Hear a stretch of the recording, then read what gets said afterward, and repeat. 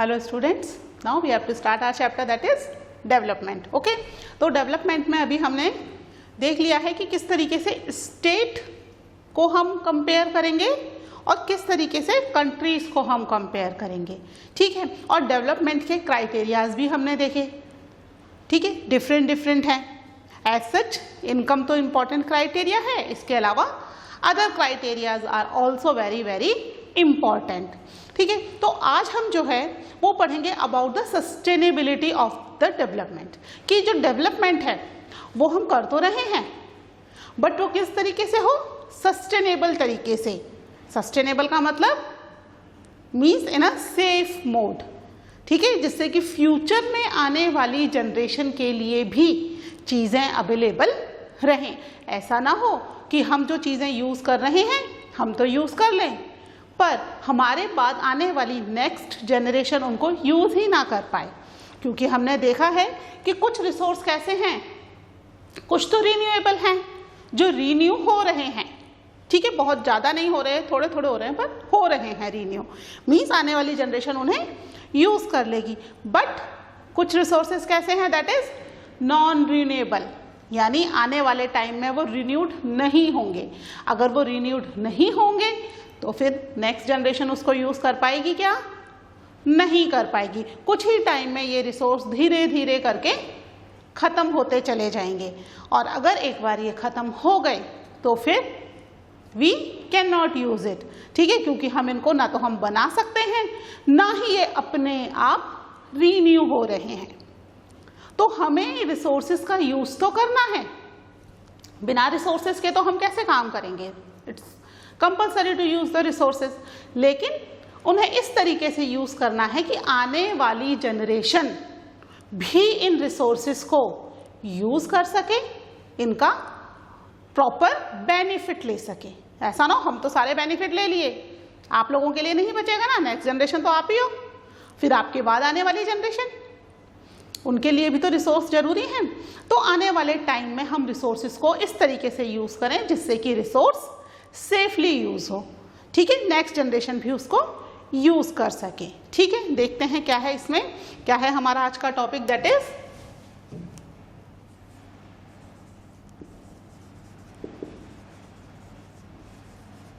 Sustainable development. Sustainability, sorry, है ना, sustainability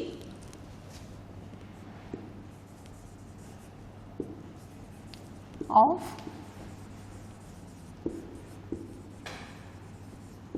development.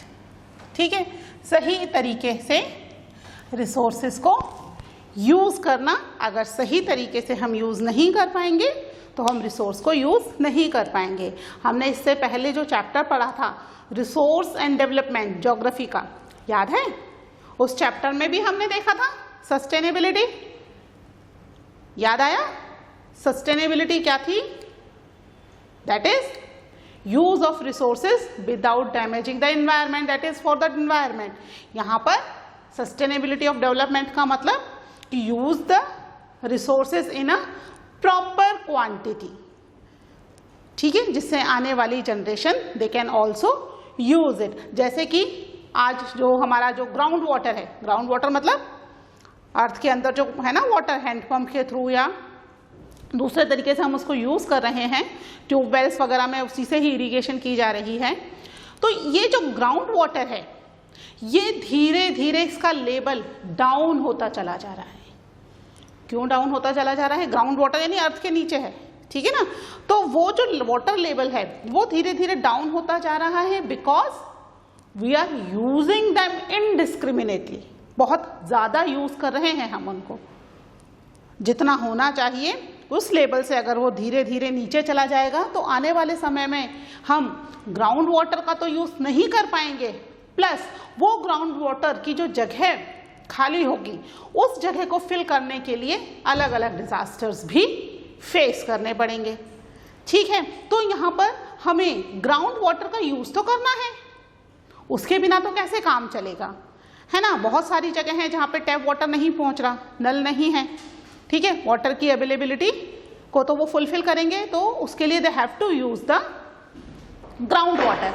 लेकिन अब ग्राउंड वाटर को उतना ही यूज किया जाए जितनी जरूरत हो, ठीक है, अननेसेसरी यूज ना किया जाए। इरिगेशन में भी ओवर इरिगेशन हो रहा है, तो इस चीज को थोड़ा सा कंट्रोल किया जाए, जिससे कि ग्राउंड वाटर का जो लेवल कंटिन्यूस डाउन होता चला जा रहा है वो डाउन ना हो और हम आने वाले टाइम में उसका प्रॉपर यूज कर सकें।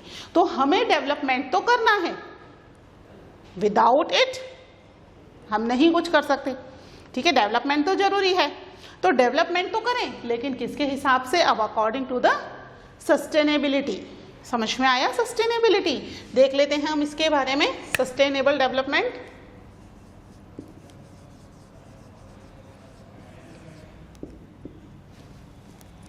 Sustainable development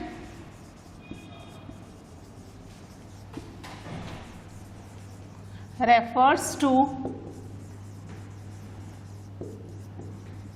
development of human, ठीक है, ह्यूमन ही करता है डेवलपमेंट और कोई नहीं करता, with at the same time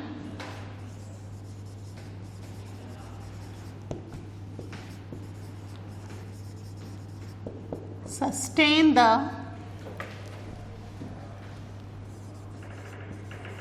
ability of natural system, ठीक है। हमें सस्टेनेबल डेवलपमेंट तो करना है। कौन सा डेवलपमेंट? ह्यूमन उसे करे, with the same time sustain the ability of natural system. Natural system यानी जो रिसोर्सेज रिन्यूड हो रहे हैं, नेचुरली हो रहे हैं, वाटर रिसोर्स नेचुरली आ रहा है ना। हम तो बारिश करवा नहीं सकते, तो ये किसके हिसाब से हो रहा है? नेचर के हिसाब से हो रहा है। तो हमें उतना ही करना है जितना नेचर उसको रिप्लेनिश कर सके, उसको फुलफिल कर सके। नेचर उसको फुलफिल नहीं कर पाएगी तो क्या होता जा रहा है? Ground water down down down, continuous down होता चला जाएगा और कुछ टाइम बाद इतना डाउन हो जाएगा कि हमारी पहुंच से दूर हो जाएगा और हम उसको ग्राउंड वाटर को यूज नहीं कर पाएंगे, ठीक है। जो अर्थ की कैपेबिलिटी है वाटर को सीप करने की, जहां पर लैंड कच्ची है, जैसे फर्श है, तो फर्श की जगह पर अगर वाटर है तो लैंड उसको सीप कर पाएगी? नहीं कर पाएगी, ठीक है। जहां पर फॉरेस्ट है वहां पर ही लैंड ज्यादा क्या कर पाती है? वाटर को अपने अंदर ले पाती है, सीप कर पाती है, ठीक है। तो ज़्यादा से ज़्यादा पेड़ पौधे लगाए जा सकें जिससे कि वाटर में सीप हो सके और ग्राउंड वाटर का लेवल बढ़ सके। प्लस ग्राउंड वाटर को बहुत ही कम यूज़ किया जाए, उतना ही जितना कि नेचर उसको रिप्लेनिश कर पाए। अगर नेचर उसको रिप्लेनिश नहीं कर पाएगी तो that is in the future threat for us only, ठीक है। फिर नेक्स्ट देखिए, it is helpful to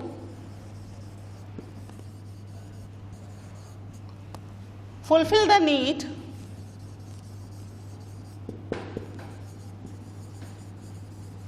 of human being without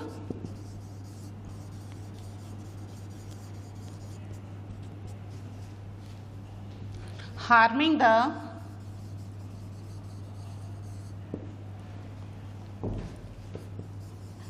ability of future generation, ठीक है। हमने रिसोर्स एंड डेवलपमेंट में क्या पढ़ा था? हार्मिंग द इन्वायरमेंट, लेकिन अब हम यहाँ डेवलपमेंट के रेफरेंस में पढ़ रहे हैं, तो ये किसको ना हार्म कर पाए कि जो हमारी फ्यूचर जनरेशन है कहीं ऐसा ना हो वो इनको यूज करने से रह जाए। तो we have to use it कि उतनी ही जितनी कि हमारी फ्यूचर जनरेशन के लिए भी हम इसको सेफ करके रख सकें, सिक्योर करके रख सकें, जिससे कि फ्यूचर जनरेशन भी इन रिसोर्सेज को यूज कर सकें, ठीक है।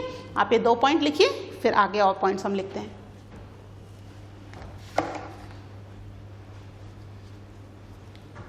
ठीक है, इसको रब कर दूं बच्चे। ठीक है, तो हमें जो है सस्टेनेबल डेवलपमेंट के लिए इस तरह के रिसोर्स यूज़ करने चाहिए जो कि रिन्यूड हो सकें, है ना, जो रिन्यूड हो जाएंगे यानी फ्यूचर जनरेशन के लिए वो अवेलेबल रहेंगे। लेकिन जो रिसोर्स रिन्यूड नहीं हो पाएंगे वो फ्यूचर जनरेशन के लिए अवेलेबल रहेंगे क्या? वो फ्यूचर जनरेशन के लिए अवेलेबल नहीं रहेंगे। जिस तरीके से क्रूड ऑयल, ठीक है, क्रूड ऑयल समझते हो, पेट्रोलियम, नेचुरल गैसेस, है ना, आने वाले टाइम में ख़त्म हो जाएंगी। अभी ही क्या हो रहा है, इसका हम इतना ज़्यादा यूज़ कर रहे हैं कि ये जो है धीरे धीरे जो है वो ख़त्म होते चले जा रहे हैं। अगर ये इतनी तेज़ी से यूज़ होते रहे और ख़त्म होते रहे तो कुछ टाइम के बाद ये हमें नहीं मिलेंगे यूज़ करने के लिए। यानी हमने तो यूज़ कर लिया, अभी चल जाएंगे और 10, 20, 50 साल, उसके बाद नेक्स्ट जनरेशन वो इन रिसोर्सेज को यूज़ नहीं कर पाएगी। ठीक है, देखिए, for sustainable development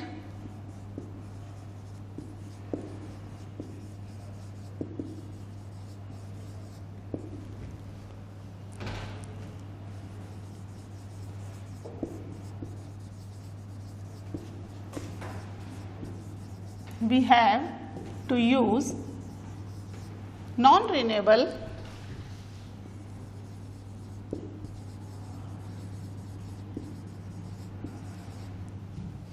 resources like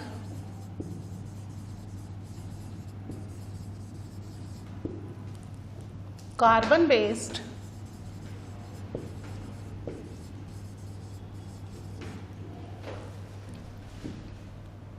originally designed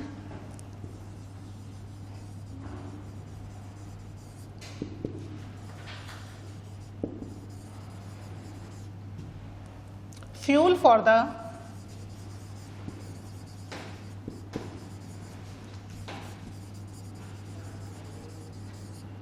quantity, how much we needed।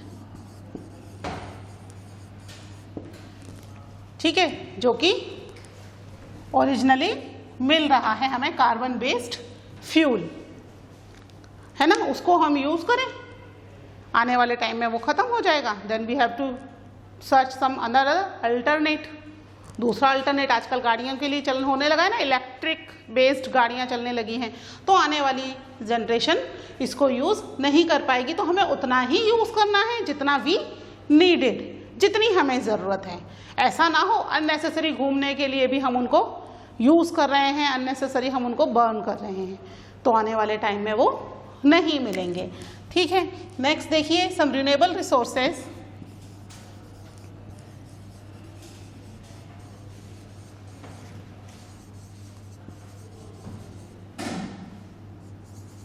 like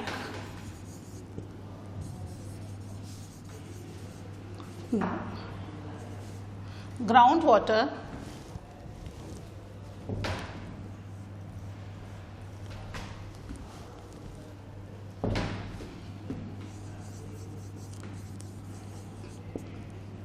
ठीक है, ये क्या है, ground water, it's a renewable resource, है ना। Ground water will take long time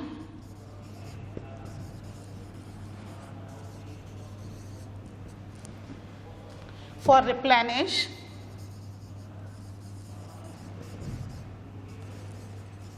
replenished, so we have to use that resource in finite quantity,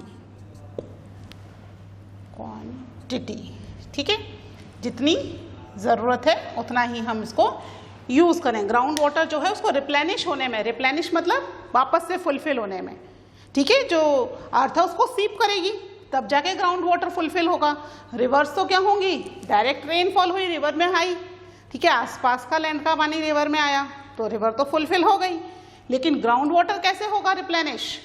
जब अर्थ उसको सीप करेगी तब जाकर के अंदर ग्राउंड वाटर में पानी फुलफिल होगा, अदरवाइज क्या होगा, सारा पानी रिवर्स में, पॉन्ड में, लेक में चला जाएगा और फ्लो हो जाएगा, ठीक है, फाइनली ओशन में चला जाएगा।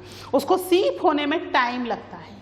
ऐसा सच नहीं कि सीधे बारिश हुई और बहुत तेजी से अर्थ ने उसको सीप करना शुरू कर दिया, ठीक है। अर्थ जो सीप करती है वो धीरे धीरे करती है, तो it will take long time for replenish, ठीक है, बहुत लंबा समय लगता है। धीरे धीरे अगर बारिश हो रही है तो ठीक है, तो अर्थ क्या करेगी, उसको सीप करना शुरू कर देगी, धीरे धीरे सीप कर देगी। पर बहुत तेज बारिश हो रही है तो सारा पानी क्या हो जाएगा, फ्लो हो जाएगा, तो अर्थ उसको एज सच सीप नहीं कर पाएगी, जिसकी वजह से क्या होगा, जो पानी है वो बह जाएगा, अर्थ सीप नहीं कर पाएगी और ग्राउंड वाटर जो है वो रिप्लेनिश या वापस से रीन्यू नहीं हो पाएगा, ठीक है। आप इसको लिख लीजिए। उसके बाद क्रूड ऑयल की एक टेबल है बुक में, उसके कुछ डाटाज मैं आपको बताऊंगी, ठीक है।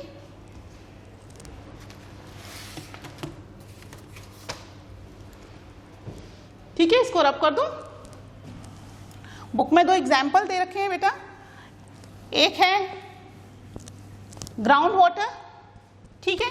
तो ग्राउंड वाटर के बारे में दे रखा है कि आने वाले कुछ ही सालों में क्या हो जाएगा, इसका वाटर लेवल बहुत ही ज़्यादा डाउन हो जाएगा, जिसकी वजह से हम उसे यूज़ नहीं कर पाएंगे, ठीक है। बट ये क्या है, इट्स अ रिन्यूएबल रिसोर्स, ठीक है। ग्राउंड वाटर का दे रखा है एग्जाम्पल, देखो पेज नंबर 14, ठीक है। इसके हिसाब से about 300 districts have reported a water level decline over 4 meter during past 20 years. पिछले 20 years में कितना हो गया, 4 मीटर तक डाउन चला गया वो, ठीक है। और क्या होगा, nearly 1/3 of the country is overusing their groundwater. In another 25 years 60% of country would be doing the same if present way of using the resource continue, ठीक है। अगले 25 years के अंदर 60% कंट्रीज ऐसी होंगी जिनका ग्राउंड वाटर बहुत नीचे चला जाएगा। बहुत नीचे जाने का मतलब क्या हो जाएगा, they can not utilize it, उसको यूज नहीं कर पाएंगे, उसको यूज भी नहीं कर पाएंगे, प्लस ग्राउंड वाटर की जो जगह खाली होगी उसकी वजह से प्रॉब्लम्स आनी शुरू हो जाएंगी, ठीक है। Ground water over use is particularly found in the agriculturally prosperous region of Punjab and western UP. हमने देखा था ना, पंजाब, वेस्टर्न यूपी, इसमें बहुत ज़्यादा अच्छी एग्रीकल्चर हो रही है ना। Haryana was also one of the state जहाँ बहुत अच्छी एग्रीकल्चर हो रही है। एग्रीकल्चर के लिए they are using HYV seeds. HYV seeds को क्या चाहिए, it needed a lot of water, plenty of water. तो वो प्लेंटी ऑफ वाटर रेनफॉल पे तो नहीं रहेंगे कि भी बारिश होगी तो पानी आएगा, फिर वी कैन इरिगेटेड, है ना। तो वो कहाँ से लेंगे वाटर, ट्यूबवेल्स हैं, ठीक है। मॉडर्न फैसिलिटीज बहुत सारी हैं आजकल, मोटर्स वगैरह लगा करके आराम से they are using the ground water, ठीक है। तो बेसिकली जहाँ पर एग्रीकल्चर बहुत अच्छी हो रही है वहाँ के लोग ग्राउंड वाटर को बहुत ज़्यादा यूज कर रहे हैं और धीरे धीरे ग्राउंड वाटर जो है उस एरियाज का डाउन होता चला जा रहा है, ठीक है। Hard rock plateau area of the central and south India, some coastal areas and rapidly growing urban settlement, ठीक है। अभी तक एग्रीकल्चरल एरिया में हो रहा था, धीरे धीरे अर्बन एरियाज में भी ये ग्राउंड वाटर डिक्रीज होता चला जाएगा और इसके डिक्रीज होने का मतलब है कि हम उसको यूज नहीं कर पाएंगे। रिन्यू होगा but it will take a long time, ठीक है।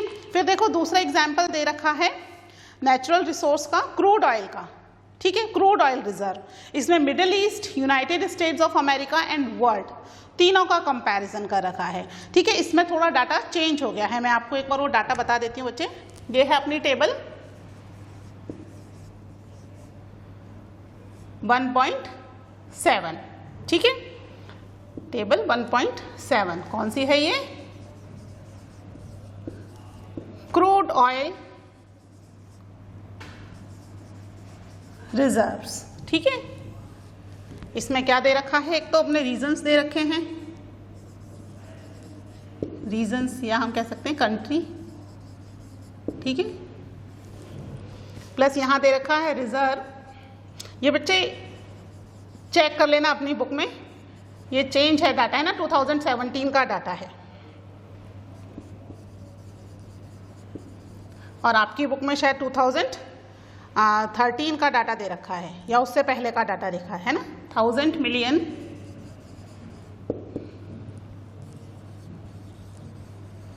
बैरल्स। ठीक है, इसको मेजर करने के लिए ये यूनिट है 1000 मिलियन बैरल्स। ठीक है, फिर है नंबर ऑफ ईयर,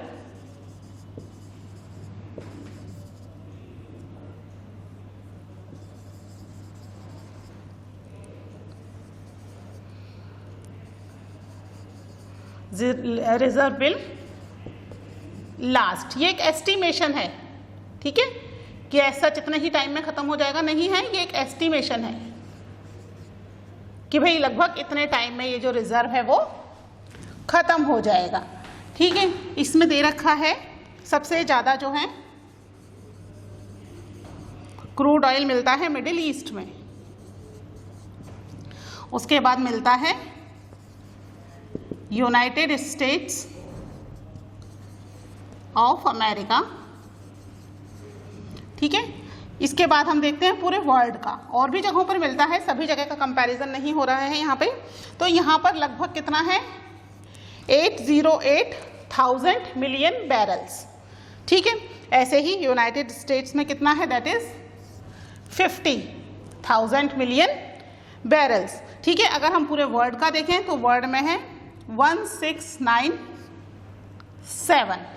ठीक है, 1697,000 मिलियन बैरल्स। ठीक है, तो ये जो है एक एस्टिमेशन है कि कब तक खत्म हो जाएगा। तो मिडिल ईस्ट का जो है ऑयल वो लगभग 70 ईयर्स में खत्म हो जाएगा। यूनाइटेड स्टेट्स ऑफ अमेरिका का 10.5 ईयर्स में खत्म हो जाएगा। अगर हम पूरे वर्ल्ड की बात करें तो 50.2 ईयर्स में ये खत्म हो जाएगा। ये क्या कर रखा है, कंपैरिजन, एक रफ डाटा है कि भाई इतने टाइम तक हम इसको और चला सकते हैं जिस हिसाब से हम इसको यूज कर रहे हैं। ठीक है, अगर हम इसको प्रॉपरली यूज करें तो हम इसको लंबे टाइम तक भी चला सकते हैं, बट जिस हिसाब से हम यूज कर रहे हैं क्या हो रहा है, ये कंटिन्यूस खत्म होता चला जा रहा है और आने वाले टाइम में क्या हो जाएगा, ये जो है खत्म हो जाएगा पूरा क्रूड ऑयल। ठीक है, फिर ये कंपैरिजन दे रखा है, आप इसको डाटा को चेंज कर लेना अपनी बुक में, है ना। अगर आपकी बुक पुरानी है तो डाटा चेंज है, इसलिए मैं इसको बोर्ड पे लिख रही हूँ। जितने भी मैंने आपको डाटास दिए हैं डेवलपमेंट चैप्टर में, वो सारे डाटास आप अपनी बुक में चेंज कर लेना, ना हो सके तो आप अपनी कॉपी में एक इसका टेबल को ड्रॉ कर लेना। ठीक है, ओके, चलिए एक बार हम देख लेते हैं। The table gives an estimate of reserve of crude oil. More important, it also tell us for how much year the stock of crude oil will last if people continue to extract it at the present rate. अभी जितना use कर रहे हैं presently, उसी तरीके से हम इसको यूज करते रहे तो इनके खत्म होने का ये जो डाटा है वो लगभग इतने सालों का है। ठीक है, फिर देखिए the reserve would last only 50 years more. ठीक है, वर्ल्ड का देख रहे हैं ना हम, तो लगभग 50 साल में पूरा रिजर्व खत्म हो जाएगा। This is for the world as a whole. However different countries face different situation. Country like India, हम किस पर डिपेंडेंट हैं, हम तो पूरा इंपोर्ट करते हैं, हमारे पास तो कोई क्रूड ऑयल के कोई भी अवेलेबिलिटी नहीं है। तो India depends on importing oil from abroad because they do not have enough stock of their own. If price of oil increase, this becomes a burden for everyone. अब देख रहे हो ना आप, पेट्रोल के प्राइस कितने तेजी से बढ़ते चले जा रहे हैं। मैंने गाड़ी चलानी शुरू की थी तब 30 रुपये लीटर पेट्रोल मिल रहा था। ठीक है, और अभी कितना हो गया, 80+।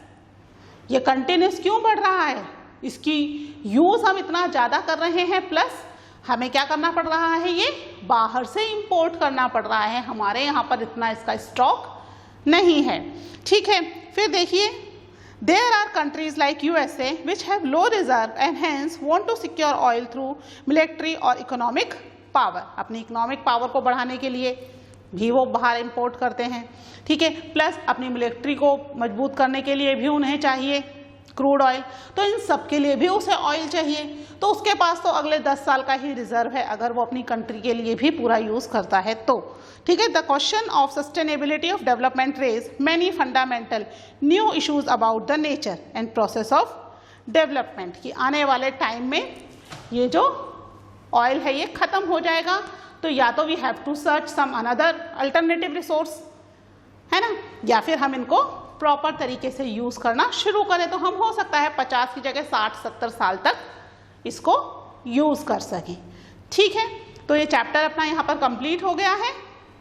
अगर कुछ भी डाउट हो then you can call me. ठीक है, आप इसकी प्रॉपर वर्कशीट को करना, एक बार बुक में से पूरा चैप्टर भी रीड करना। ठीक है, मिलते हैं in the new chapter. Till now take care, bye.